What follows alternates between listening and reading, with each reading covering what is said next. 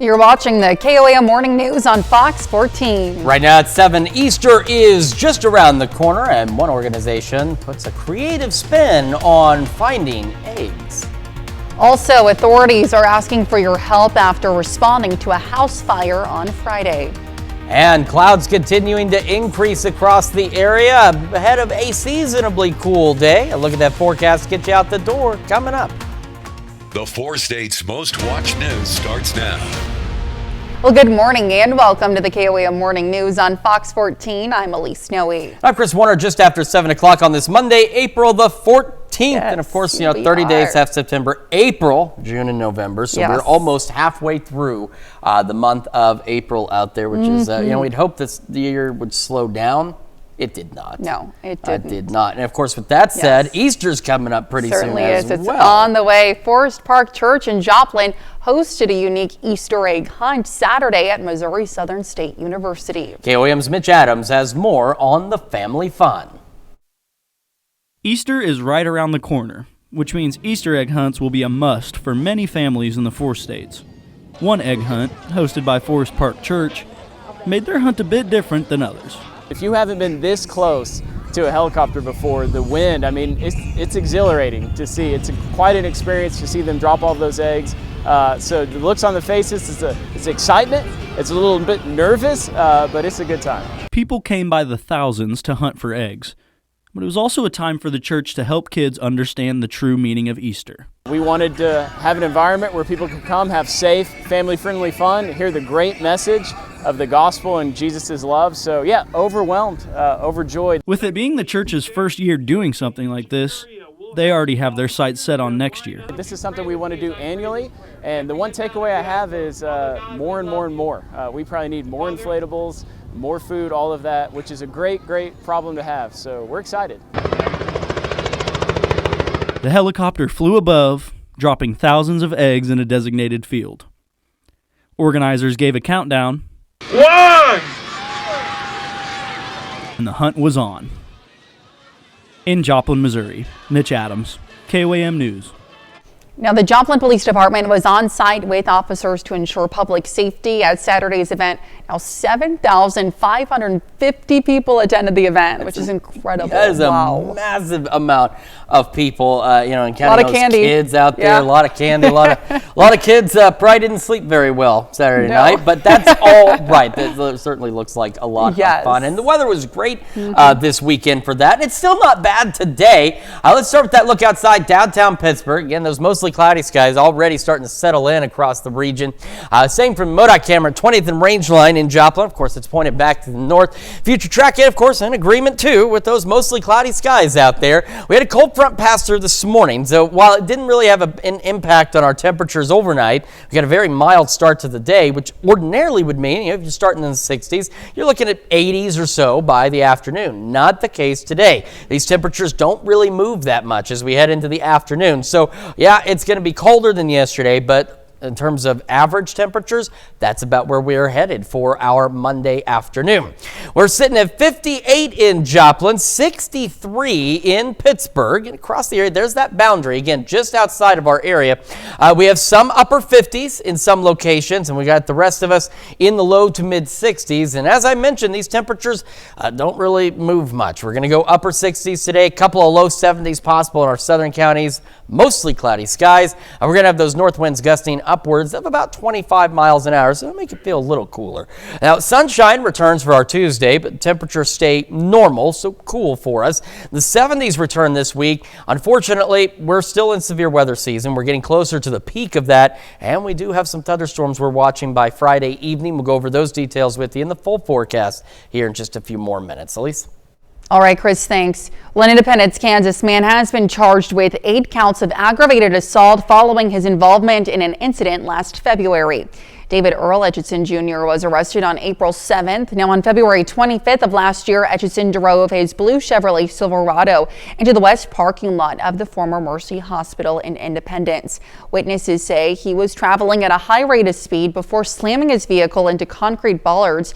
as well as a dumpster. Now, the impact with the dumpster caused it to fly onto the roof of the northern porch of the fire station nearby. Etchison faces up to 34 months in jail. His first court appearance is set for April 22nd. Well, Sunday morning, an SUV overturned in a crash just outside the Joplin city limits on West 7th. Now, the westbound Dodge Durango left the roadway near Black Cat Road and overturned onto the fencing at John Meyer's Truck and Foreign Salvage, barely missing the building. Now, the driver was trapped inside the wreckage. Carl Junction Fire Department spent about 20 minutes to cut the top off the SUV using the jaws of life to free the 60-year-old driver from Galena, Kansas. Now, she was rushed to a Joplin hospital suffering serious injuries. The Missouri State Highway Patrol are investigating the crash, and they state in a preliminary report the driver was not wearing a seatbelt. Well, 2 people are in custody following a search warrant executed by the Cedar County Sheriff's Office. The special response team executed the search warrant on April 8th at a residence near Stockton, Missouri, related to stolen property. Cedar County Chief Deputy Clay Jeffrey says as the team approached, a male suspect fled into a wooded area. Now, during the search of the property, the team found items linked to recent burglaries. Jessica Eubanks was arrested on site for felony possession of a controlled substance. The male subject was not located on the same day. However, law enforcement returned to the residence on April 10th and arrested Corey A. Eubanks on charges of felony burglary and stealing. The investigation is ongoing and further charges may be filed. Well, a structure fire was reported at 302 Spruce in Wentworth, Missouri Wednesday. Multiple fire departments, including those from Pierce City, Freistatt, Jasper County, Monette Rural, and Monette City, responded to the scene. The Newton County Sheriff's Office, alongside the Missouri State Marshal's Office, is investigating the fire as suspicious. The Sheriff's Office is seeking information from the public and encourages anyone with the details to contact them. And of course, now you can stay up to date with the latest news, weather, and sports with the KOAM Plus TV streaming app. It's available on Amazon Fire TV, Android TV, Apple TV Plus, and Roku. The player is also available on our news and weather apps, as well as our website. Watch live streaming anytime, absolutely free. The KOAM Plus TV streaming app. Well, days after a helicopter carrying Siemens CEO, his wife, and their 3 children crashed near New York City, killing them and the pilot, a federal agency says the helicopter company must pause its operations until an investigation is complete. Fox News' Ted Lindner has details on what local leaders say should be done to increase helicopter tour safety in the future. Investigators with the National Transportation Safety Board continue to search for the cause of a New York helicopter crash that killed a family of 5 tourists from Spain and the pilot after it crashed in the Hudson River near Jersey City. The NTSB has promised me they are not leaving until they exhaust efforts to locate both the rotor and the gearbox. As divers search for key pieces of the helicopter, the Federal Aviation Administration says the company involved, New York Helicopter Tours, is halting its operations immediately. The FAA's post on X, formerly Twitter, says it will launch, quote, an immediate review of the tour operator's license and safety record. One of the things we can do to honor those lives and try and save others is to make sure it doesn't happen again. The announcement comes hours after Senate Minority Leader Chuck Schumer called for the agency to suspend the company's license during the investigation. The company was operating under the lowest bar of safety. And across New York City, every single helicopter tour company has the same model. Schumer says along with the halt in operations, the FAA should also increase its inspections on touring helicopters. I'm demanding the FAA increase what are called ramp inspections. They show up unannounced and check if things are on the level and the helicopters are doing the right thing. Other local leaders are also calling for increased regulations on an industry that attracts many tourists. I think that you need more regulation there, and we need the FAA to restrict the tourism on the helicopters. It's a very crowded space. Ted Lindner, Fox News. And those are our top news stories this half hour. Coming up next, Lori Horton is back in the studio with her recipe for a no-bake blueberry dream dessert. We'll be right back, but first, here's a live look from Galena City Park.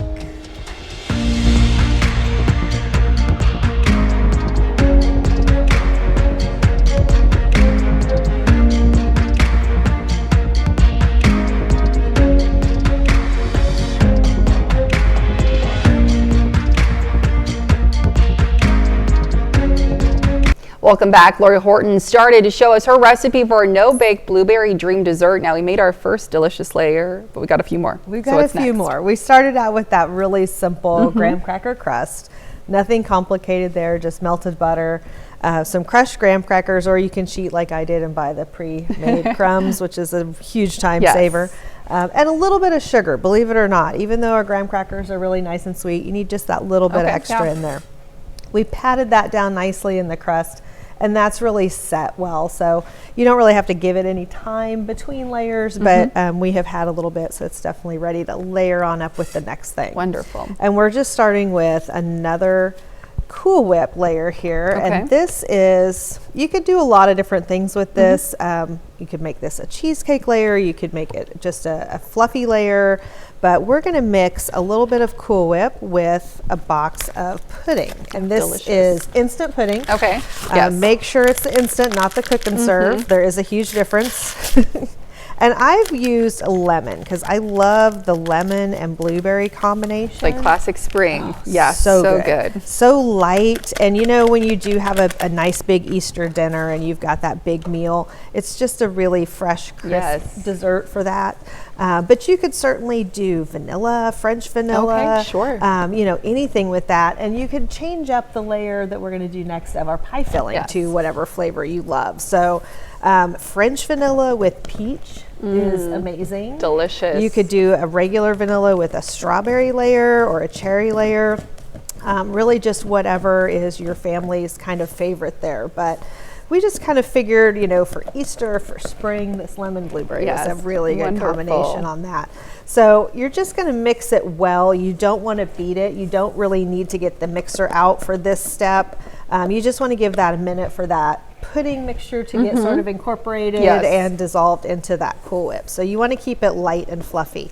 And if you overdo it a little bit, you can add a little bit of whipping cream, excuse me, or even milk to kind of cream it back up a little bit if you go a little too far. Now, does this need to set before we do our next step? No, or just keep layering on? You're just going to keep layering. It makes this really simple. And this is one of those recipes for you guys that are watching along with us at home. We started out in the 6 o'clock hour with about 3 minutes worth of work. We're doing about another 3 minutes worth of work and one more. So I haven't really done any extra steps in between these processes. So this is about 10 minutes from start to pop it in the fridge. You do want to chill it before you serve.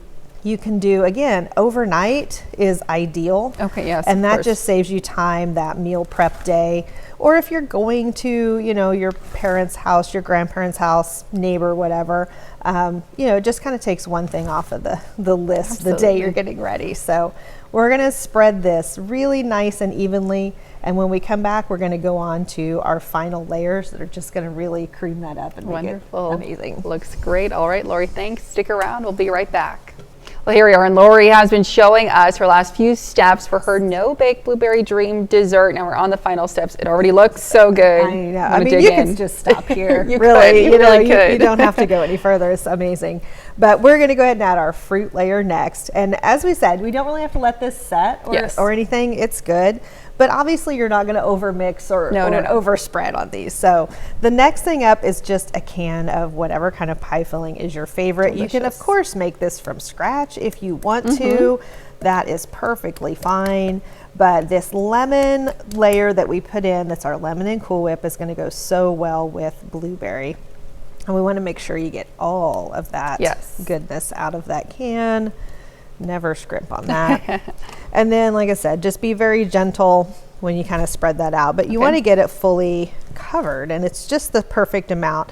This is just a 9x9 pan. As I mentioned in the beginning, you want to make sure that it's a really nice deep pan, and this is a little bit more than the standard little brownie or dessert square pan. Get really good defined thick layers. Yeah, and you've got so much to put in it. As you'll see with our final one, it's really layered to the top of that pan, so you got to have that space in there. Don't scrimp on that. And we're going to set that aside. And then our last thing we're going to do is just straight up whip topping. We don't need to mix anything else in with this one. And then, you know, again, just be a little bit gentle when you put that on there. A good spatula helps, but like kind of put these little bits on and then come back Sure. and put them together. Kinda So like that connecting you're, the dots. Yeah, exactly. Kind of like those little scoops of dough and then you bring them together at the end. Same idea. That way you're not having to press quite so much and taking a chance of mixing that together. Especially with the blueberry. That's going to bleed through and look a little heinous if you get some of that on top. So just go to the edges on that. Make it look nice and pretty. Be careful.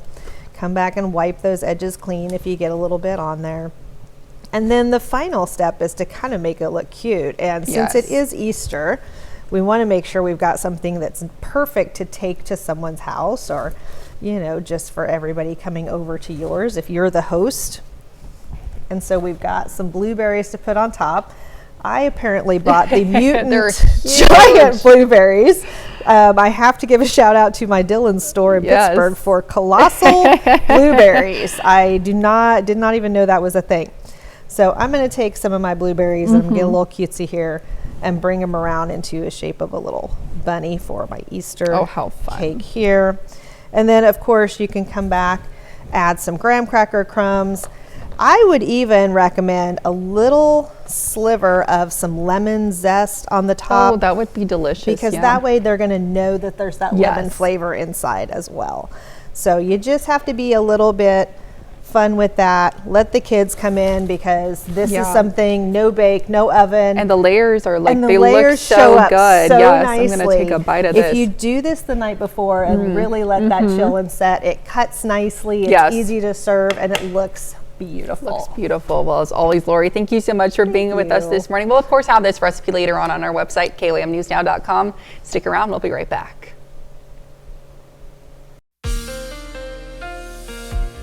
Welcome back to the KOAM Morning News, 7:24 on this Monday morning. We're starting with the future track. Just to, again, show you today, at least, the mostly cloudy skies. We had that cold front pass through. Didn't impact our temperatures overnight, but will keep our temperatures seasonably cool. So, again, it's going to feel colder than yesterday, but our temperatures today, even tomorrow, are going to be right where they should be for this time of year. Could have a stray sprinkle or two, but I do believe 99.9% of us are going to be dry. Clouds will begin to clear late this evening into the overnight hours, and on our Tuesday, we do start a bit chilly, some low 40s, maybe even some brief upper 30s here and there. And then we'll start to see temperatures warm, but again, they're going to be seasonable. So we're talking upper 60s again for our Tuesday. Now, Tuesday night into Wednesday, though, the winds begin to shift out of the south. Of course, that'll mean warmer weather, which means our lows Tuesday night into Wednesday will be a little more normal as well. Most of us back into the mid to upper 40s. Clouds increase through the morning on Wednesday. We'll have a few scattered showers, maybe a rumble of thunder or two. Nothing too crazy on Wednesday, but it is going to be warmer. Temperatures climbing into the 70s, and then we're keeping an eye on the end of the week as well, which we'll go over in just a moment. 58 in Joplin right now. You can see those mostly cloudy skies already settling in down here. North breeze at about 8, and those winds begin to increase. That cold front now down south. That's caught most of us. We've got upper 50s and low to mid 60s across the region as we get this Monday underway. Looking to start at about 60. Clouds again increasing. Some of you already getting in on the mostly cloudy skies, but eventually all of us will. Mid 60s by 11 o'clock. Into the afternoon, upper 60s, couple low 70s in our southern counties possible, and those north winds gusting upwards of 25 miles an hour. We'll have those mostly cloudy skies into the evening. They'll begin to clear overnight tonight, back down low 40s, north winds 5 to 10.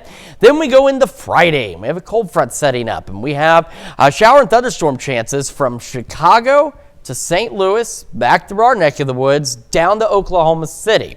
We are looking at least the possibility of strong to severe thunderstorms along this boundary, again, from that same zone, Chicago, St. Louis, into our neck of the woods and back down toward Oklahoma City as we go into Friday evening. It's something we have to watch very closely over the next few days. We're going to talk about that as well. After that, though, we are looking at scattered showers and storms persisting through Saturday into Sunday. By late Saturday into Sunday, we could get some fairly heavy rainfall, so flash flooding concerns are going to be something we want to keep an eye on as well, because we're looking, some of us could get some very heavy amounts of rain as we head into the weekend. So here's a severe risk that's for Thursday off to our north, even just north of the KC Metro. But by Friday, This is it, and it stretches again all the way from Chicago back toward Oklahoma City. Now, you may recall, a couple of weeks ago for Wednesday's event, we had something similar on the long-range severe weather outlooks where the area was highlighted. We knew several days in advance severe weather was possible, but I do want to emphasize, just because this area is highlighted, it does not mean a significant severe weather event or severe weather outbreak is going to take place. It simply means that the computer models are in agreement that some kind of severe weather will be possible in this zone as we head into Friday evening. So again, it's something we want to monitor because we, of course, are still into severe weather season, getting ready to get into the thick of severe weather season in the next couple of weeks. Upper 60s tomorrow, 70s through Friday, very warm Friday ahead of that front. Back to normal Saturday, low 70s Sunday, a few lingering showers Monday morning, 70s and pretty decent by the middle of next week. That's Check Your Forecast. We're back with more right after this. The 4 states' most watched news starts now. Welcome back to the KOAM Morning News on Fox 14. It's currently 7:30. I'm Elise Snowy. The City of Independence, Kansas police department is seeking public assistance in the ongoing investigation of a man who has been missing for 5 years. Now, Dietrich Julian Foster has been missing since April 12, 2020. Now, despite extensive efforts by the police and the Kansas Bureau of Investigation, Foster's whereabouts remains unknown. The police are urging anyone with information, no matter how small, to come forward to help solve the case. And to be the first to see breaking news, weather, and sports, you can download the KOAM News app. It's available free of charge in the Apple App Store and the Google Play Store. Just search for the KOAM News app. Well, the Spring Art Walk took place in downtown Pittsburgh Saturday. Now, the event was free to attend, featuring a variety of artists, musicians, and dancers. Performances took place throughout the day on 2 major stages, and attendees filled up on local food trucks. Now, you're encouraged to share your experience on social media using the hashtag Pittsburgh Art Walk 2025. I really just want to make a connection between our local artists and our community. Artists are such an important part of our culture, of our livelihood. Art brings so much emotion and feeling, and it's something that our group really enjoys, and we just want to share with everybody. Now, more events by the Pittsburgh Arts Council are planned for this year, including the Art Extra Swap and Shop, Fall Art Walk, and Holiday Art Market. Well, the Fort Scott Historical Site hosted their Spring Civil War encampment over the weekend. Now, volunteers play different roles to share stories about the Civil War and the significance of Fort Scott during that time. The purpose of the encampment is to inform the community about what life was like during the 1800s and what roles different people played. People had an opportunity to go on a guided tour of the national park, learning about artillery, cavalry, and blacksmithing. Group discussions were also held to talk about things from Civil War medicine, candle making, and what camps consisted of during that time period. Well, the Freedom of Road Riders held a fundraiser Sunday to raise money for their lobbying operations in Jefferson City for the right to repair. The event also served as a way to raise awareness of rider safety. Coming together, this is kind of a cabin fever type of situation where everybody comes together and we finally kick off a good riding season. We promote safety and rider awareness as well. Awards were given to the top 2 in 10 categories, including American Cruiser, Customs, Best of Show, and People's Choice Received. Now let's head over to Chris for another look at the forecast. Been all right so far this morning, as we've got those mostly cloudy skies starting to roll in, and it is going to be a little cooler today than yesterday, but we're still going to be near normal, so we're not talking cold temperatures. Of course, that's downtown Pittsburgh. MoDOT camera 20th and range line showing plentiful cloud cover as well out there. And as we look at the future track, again, just the mostly cloudy skies today. North winds get a bit gusty as well, pushing 25 miles an hour at times. So you can see the future track trying to say a sprinkle or 2 will be possible. I think the majority of us will remain dry as we head through our Monday. 58 in Joplin right now, 63 in Pittsburgh, and across the region, there's that frontal boundary well to our south now. Again, didn't play a major role in our temperatures overnight, so we've had and still have a very mild start to the day. We should be in the upper 40s, but it will play a role in our highs later today. So we've got upper 50s, and we've still got some low to mid 60s around the region as well. That's ahead of our highs. Heading into the upper 60s, some of our southern counties might get a couple of 70, low 70 degree degree readings, but most of us upper 60s. So again, colder than yesterday by almost 20 degrees, but seasonable for this time of year, right about on the money for our average highs. Again, north winds gusting upwards of about 25 miles an hour. Well, plentiful sunshine for our Tuesday, still seasonable temperatures. Then the warm weather returns, as do the thunderstorm chances. Details in the full forecast here in just a few more minutes. Elise? All right, thanks, Chris. And that's, of course, a look at our top news stories coming up this half hour on the KOAM Morning News. A Las Vegas company rolls out a new tool in the fight against bed bugs.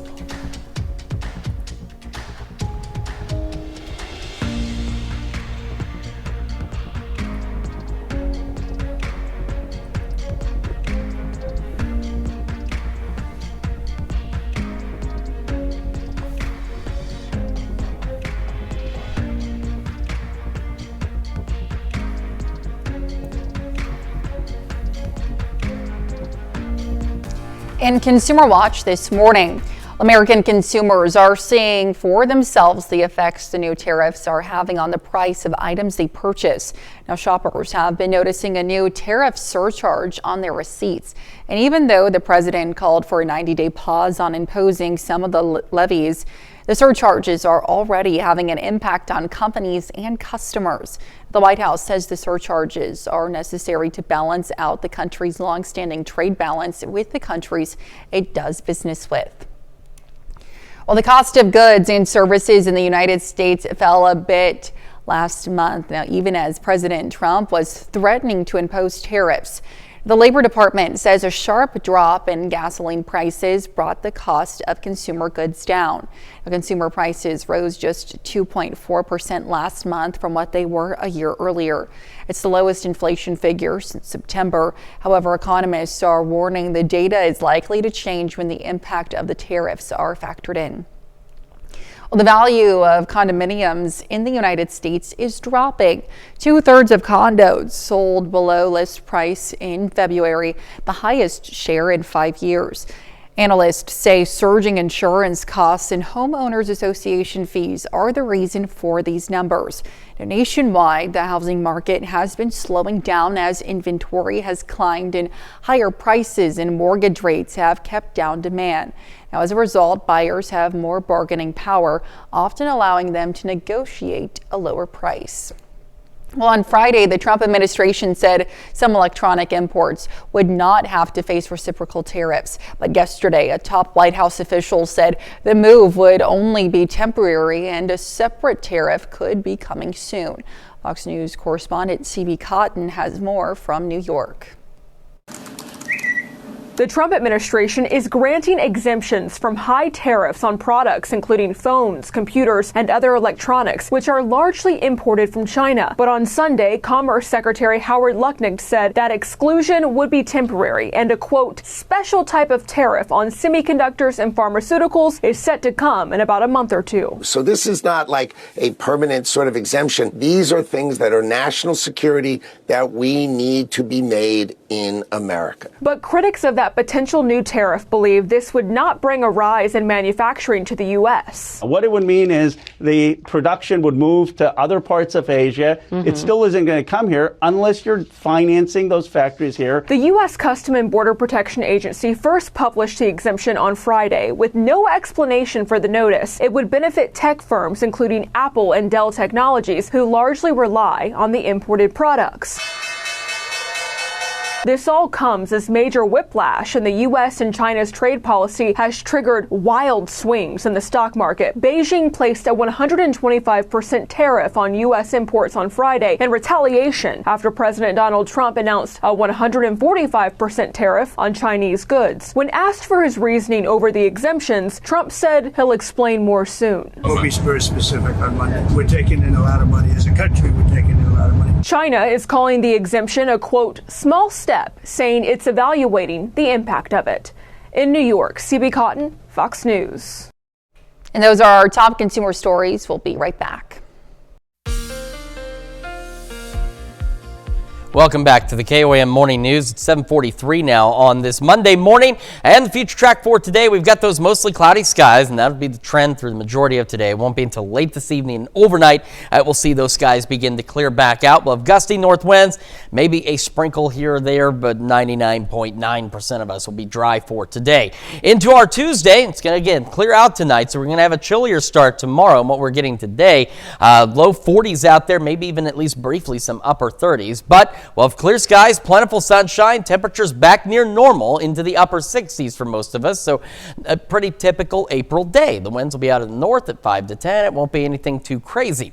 We go Tuesday night into Wednesday. The winds will begin to shift out of the south, start to see a few clouds out there, and they'll thicken up on our Wednesday, bringing with them an opportunity for an isolated shower or rumble of thunder. Nothing too crazy Wednesday. The only thing is we're going to jump back into the 70s for our highs as we head into our Wednesday afternoon, and not looking too bad as we head into Wednesday evening. Then we've got thunderstorm chances after that we're going to talk about as well. Mostly cloudy, as you can see from our camera at 7th and Rangeline in Joplin, sitting at 58, north winds at 8, but again, they'll start to increase through the day. Cold front off to our south. That's what's going to keep our temperatures, again, near normal today. So not as warm as yesterday, but it didn't have a major impact on our overnight lows. We should be back into the upper 40s. None of us near that. We get some upper 50s, and then the rest of us in the low to mid 60s. So we're looking to start our day at about 60, eventually mid 60s by 11 a.m. Clouds that continue to increase through the day. And some of us could just go straight up cloudy for a little bit as well. Upper 60s, so near average for our highs. Some of our southern counties where it's still a little warmer now may make the low 70s for a bit this afternoon, and those north winds gusting to 25. Into the evening, still cloudy. Again, it won't be until late evening and overnight that skies begin to clear. Back into the low 40s with that north wind at 5 to 10. Now, we have some shower and thunderstorm chances Wednesday, Thursday. At this point, doesn't look like a big deal. What we are keeping our eye on is Friday evening from Chicago to St. Louis down to our region to Oklahoma City. You can see these little green splotches. These are thunderstorms developing along a cold front, and they are expected to intensify pretty quickly and could become strong to severe as we head through Friday evening across the area. And you can see they also, other than expanding in coverage, don't really move that much. And we'll continue with rain chances, including some scattered showers and thunderstorms, some scattered thunderstorm chances as we go through the day on Saturday.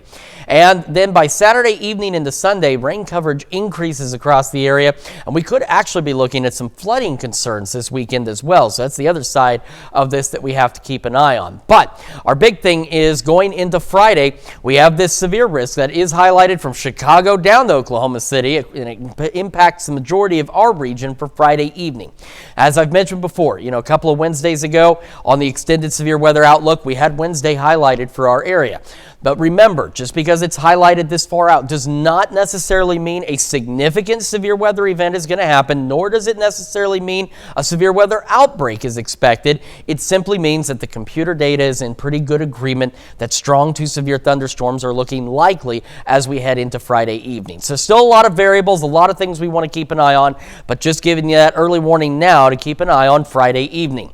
Upper 60s tomorrow, 70s return through Friday, getting close to 80 for some of us Friday. A little cooler Saturday and Sunday, back to warm weather and the 70s as we head into next week with rain wrapping up Monday morning. Let's check your forecast. We're back with more right after this.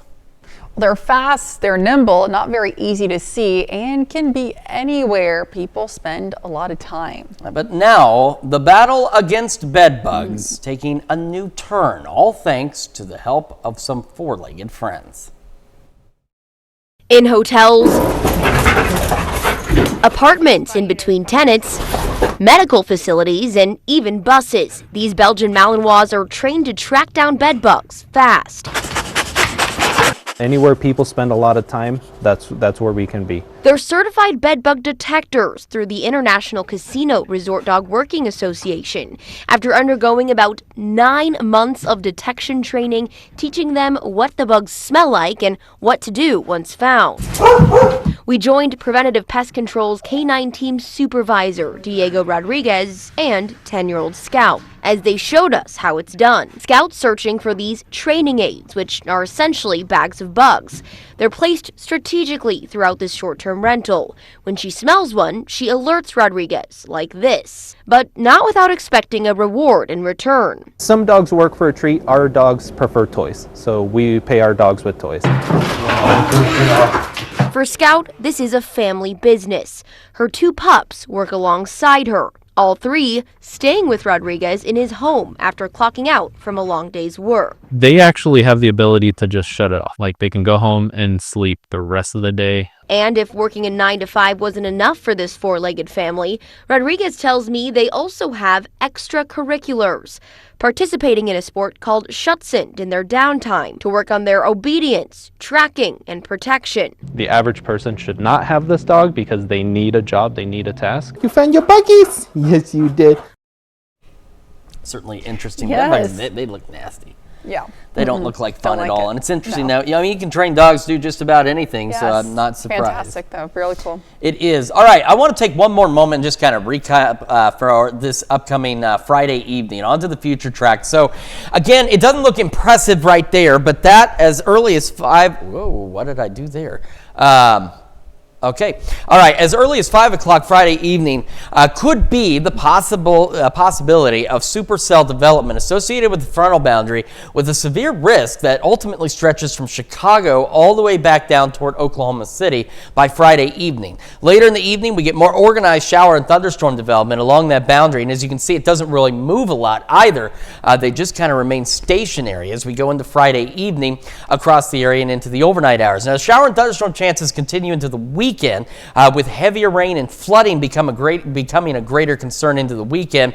But again, for Friday evening, we have this boundary. It stretches again from Chicago to OKC, that we have that possible risk for strong to severe thunderstorms across the area. It started showing up yesterday. It's back again today. And again, that just means the computers believe that in this zone, we could see some strong to severe thunderstorms Friday evening. So we certainly want to keep an eye on that over the next few days.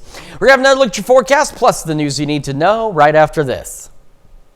And here's a check of today's top headlines, the news you need to know before you head out the door.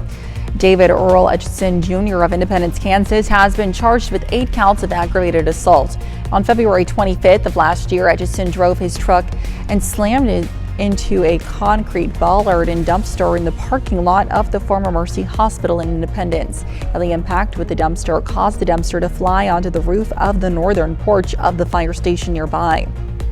Etchison faces up to 34 months in jail. His first court appearance is set for April 22nd. And 2 people are in custody following a search warrant for stolen property. It was executed by the Cedar County Sheriff's Office.